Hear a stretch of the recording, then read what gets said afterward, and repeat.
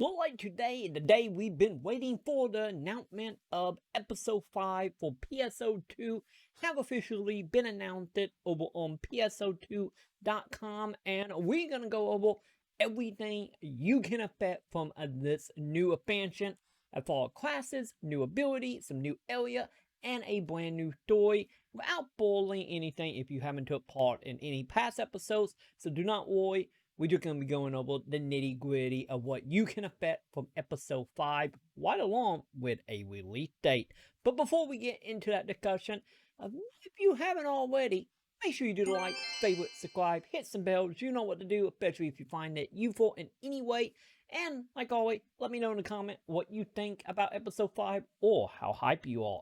And with that, let's get into the discussion, shall we? So all the information about episode 5 will be listed below in the comment, and a link to the article if you do want to read over all this stuff in more detail, since we are just roughly going to be skimming over that for spoiler reason for anyone who want to go into that as blind as possible.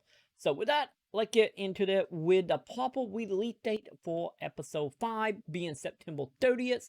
Coming right after the 29th maintenance. So mark your calendar for that one, because this is going to be a fun expansion. And from there, we also have some brand new information of some new game modes, characters, and what we expect to get inside of episode 5. So starting off, we do get a brand new level cap raise going up to 90. So from 80 to 90, so 10 new level for any of you guys who have already hit cap and you wanting to level up anymore, as well as new arc missions, new seasonal events. So we're finally going to get our hands on seasonal event instead of the kind of on and off kind of randomness that we've been dealing with as of late in global.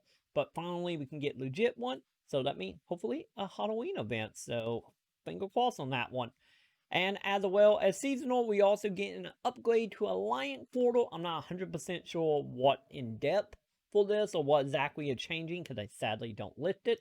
Let me know in the comment if you know offhand. I'm actually curious to see what's going to come with the new Alliant portal, as well as some brand new titles, as well as earnings/gifts that you can get for taking part in it. So once again, brand new titles. So if you like hunting down some new title for your character and earning some nice rewards, you're going to get yourself a whole bunch of new ones for episode 5. We're also going to get some brand new collection photos, as well as some brand new quest type. Once again, not exactly listing any information about that other than new quests, which will probably come from some of the new NPCs, more than likely. A new area to explore, which once again, we will get into that momentarily. Also some new S-Grade Augments as well, right along with the ability to transfer these as well. So probably more likely moving some of this stuff into some of your new weapons if you take part in crafting.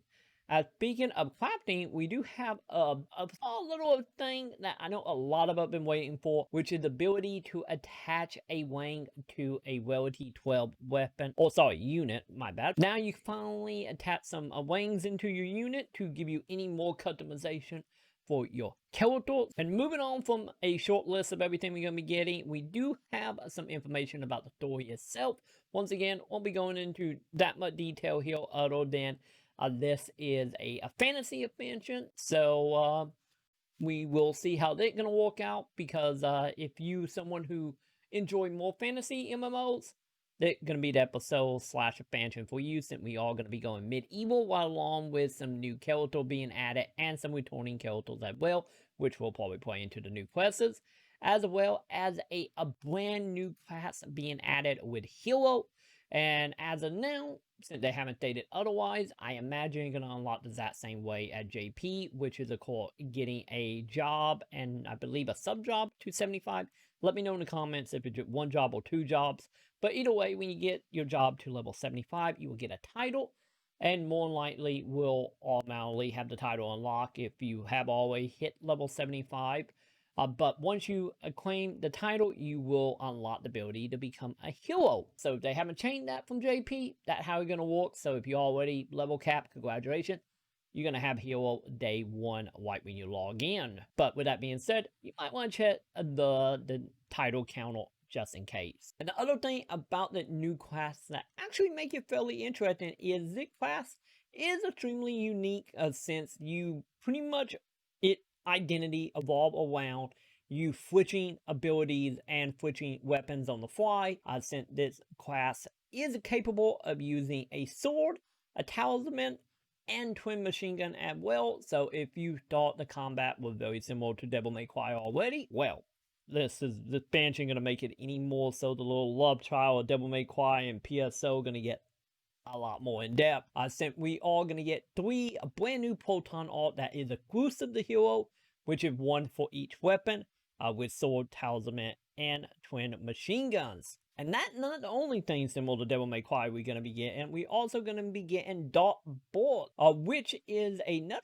interesting little mechanic. So this here is using the consumable and items that you have collected from like Dark Falls or Lucius or any of the big bads of PSO2.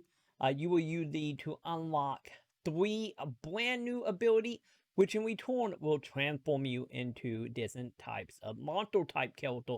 So think of this as a devil trigger. And on top of that, these 3 different beat forms that you're gonna get your hands on actually are gonna gain levels and have abilities tied specifically to them.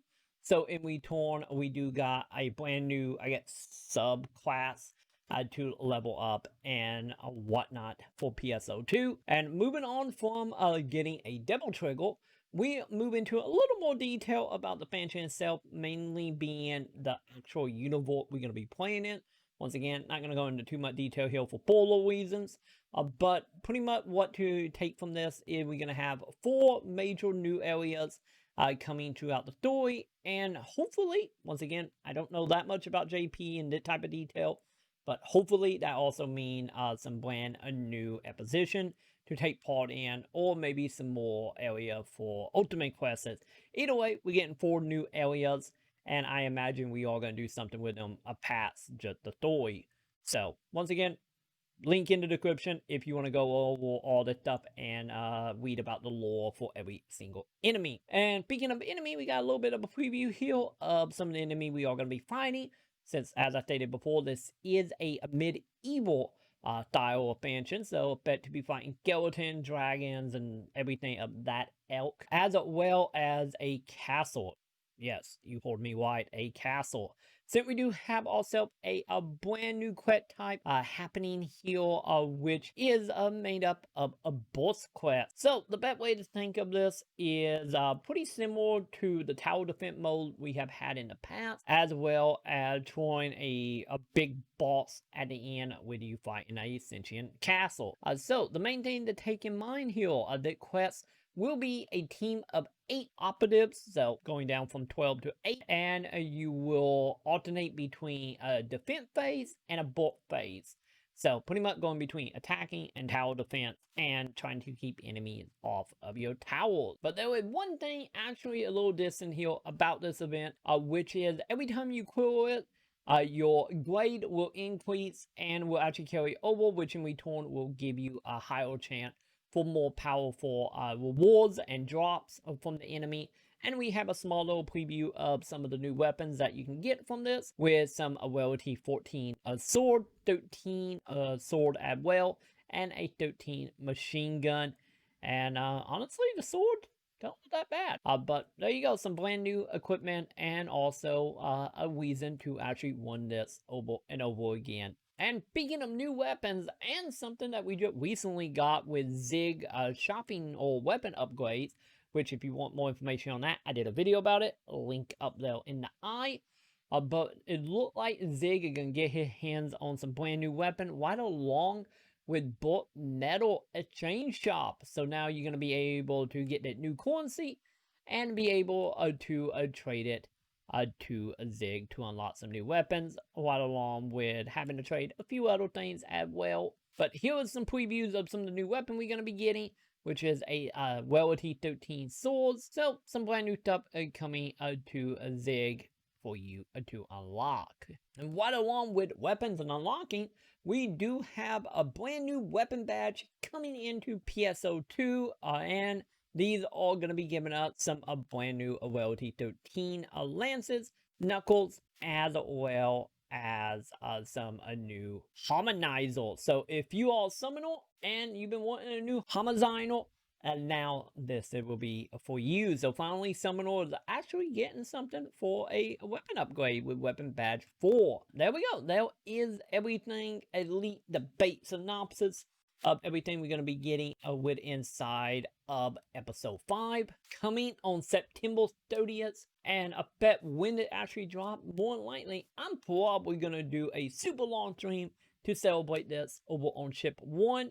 So if you happen to be playing, which you should be, since this is a big expansion, make sure to hit me up on episode or for episode 5 over on ship 1, and we can go through some of that new content together. Once again, like I said, if you want to read over that, links in the description to the article, so you can go any more into detail, as well as my net video, of which are going to go into all the new campaign, pretty much a billion campaign just got dropped upon us today, as or to help us get prepared for episode 5.